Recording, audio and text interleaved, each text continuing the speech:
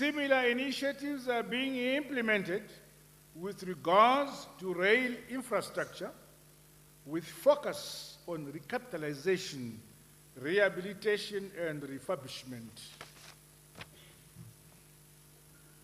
The tourism sector is on a growth trajectory, registering an increase of 62% in international tourist arrivals during the first half of 2023.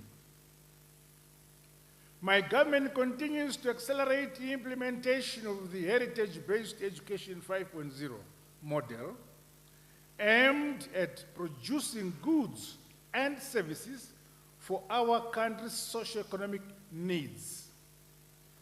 This Science, Technology, and Innovation Thrust has scaled up science-based education from the primary level up to institutions of higher education.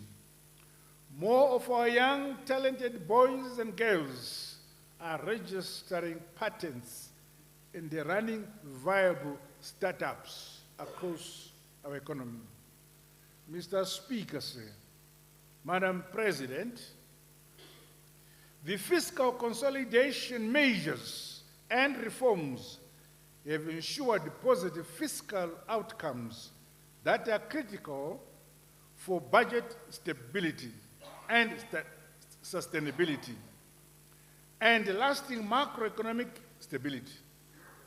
Complementary fiscal and monetary policies have positively impacted the attainment of the prevailing stable macroeconomic environment.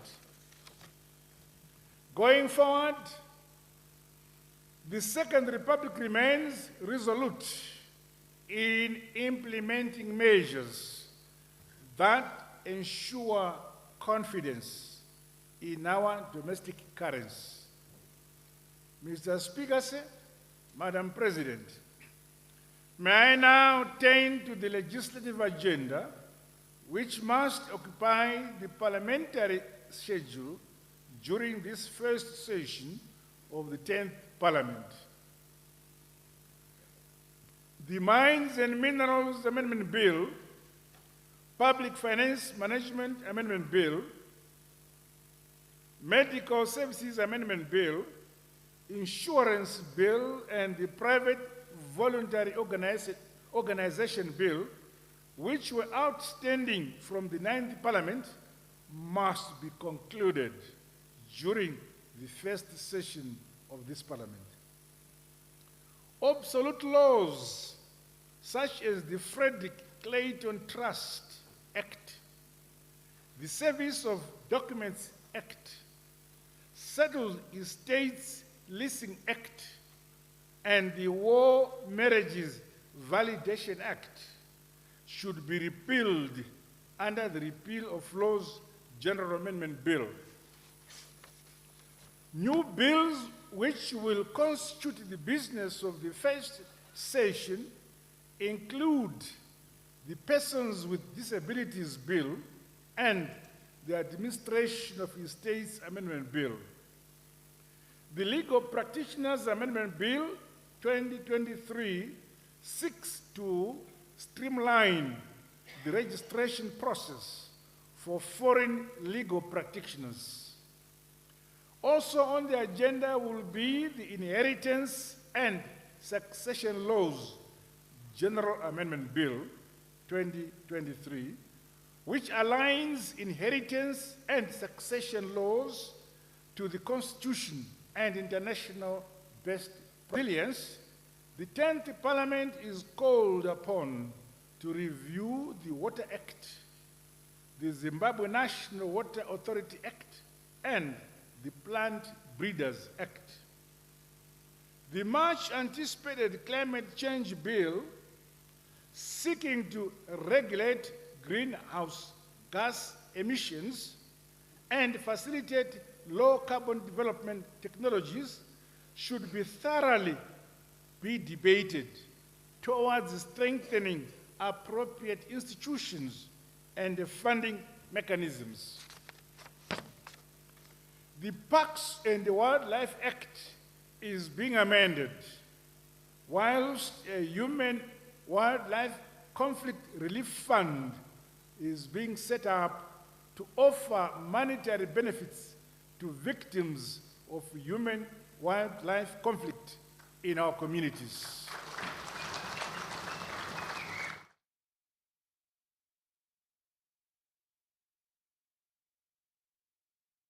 To fully exploit, value add, and beneficiate the country's abundant natural resources. In this regard, as industrialization gathers momentum, Parliament must expedite the consideration of the Competition Amendment Bill, Economic Empowerment Bill, Standards Bill, Sugar Production Amendment Bill, and the Technical Regulations Bill. Ratification will also be required in respect of the SADC Protocol on Industry and the Parliament will assist in the establishment of a framework promoting fair, accessible, responsible, and sustainable online transactions. The long outstanding Postal and Telecommunications Amendment Bill must be concluded. Government is committed to providing modern and affordable human settlements for all Zimbabweans. In this regard, the Zimbabwe Construction Contractors Council Bill seeks to establish, consider the alignment of the Housing Standards Control Act and the Housing and the Buildings Act. Government has made strides towards decentralization of service delivery, including deployment of medical specialists to provincial and district hospitals.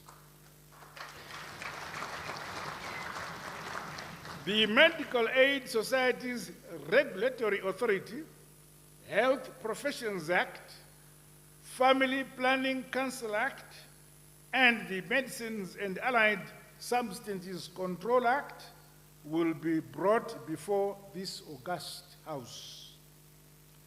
The enactment of the National Health Scheme towards universal health coverage.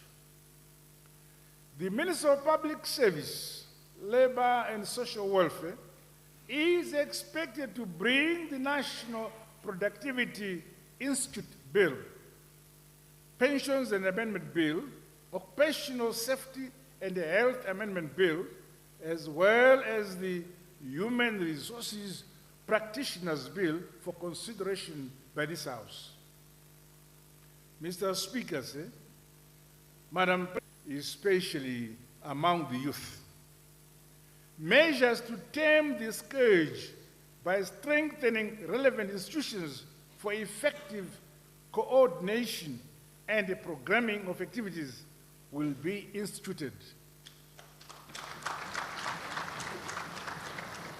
Over and above this, government is developing the National Youth Bill, which will be considered during this session.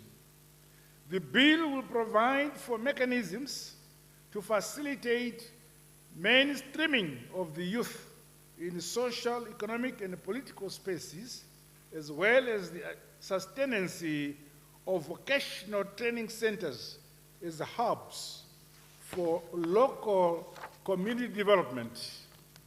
I challenge the private sector to play a part in support of our ongoing initiatives for youth development and empowerment. Meanwhile, women play a critical role in nation building, and their contribution to economic growth should never be overlooked. They have a far-reaching impact on our economy as a whole. The Small and Medium Enterprises Act will be reviewed. Additionally, Parliament is expected to approve the Savings and the Credit Cooperative Societies Bill to provide for the administration and management of savings and credit cooperative societies. The mainstreaming of community radio stations attests to the Second Republic's commitment towards accelerating media reforms. In an endeavor to further open up the airwaves, the Broadcasting Services Amendment Bill should be finalized and amendments to the Zimbabwe Media Commission Act should be passed. Mr. Speaker, Madam President, sport is integral to job creation as well as the promotion of healthy lifestyles. To create an enabling environment for sport and recreation delivery. Through the Sports Integrity Bill, Parliament is expected to assist in the creation of a regulated and a fair sporting environment in our country. Parliament should also consider amending the Lotteries and the Gaming Act for the purpose of its alignment to the Constitution and the incorporation of corporate governance measures as provided for in the Public Entities Corporate Governance Act. Mr. Speaker, Madam President, our political independence came about through the support and solidarity of progressive nations in the region and beyond. Hence, the Veterans of the Liberation Struggle Act will be amended to include Botswana. Non-combatant cadres will be redefined to acknowledge those who played a part in the struggle under this category. Similarly, the National Heroes Act will be amended to redefine categories of heroes, namely National Hero, Liberation War Hero, and Liberation Hero. Amendments to the War Victims Compensation Act will now include recommendations from the Chiriabu-Siku Commission of Inquiry report.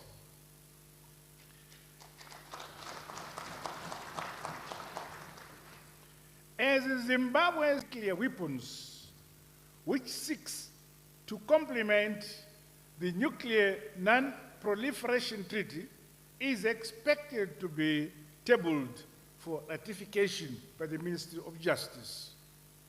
Furthermore, radiation safety will be strengthened through the Radiation Protection Amendment Bill.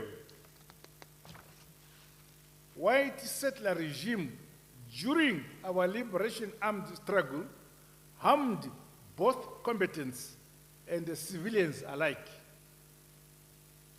The Biological Warfare Bill will criminalize the use of such weapons by giving effect to the Convention on Biological Warfare.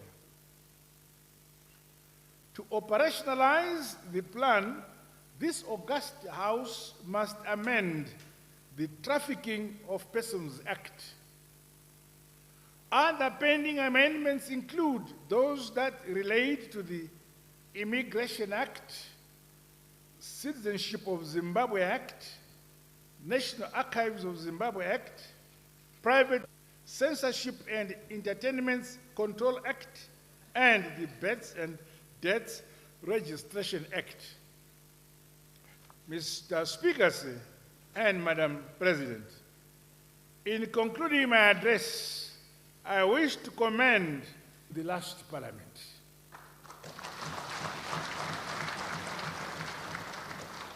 Let me once again take this opportunity to urge all parliamentarians to wholeheartedly participate in the enactment of laws that will improve the quality of life.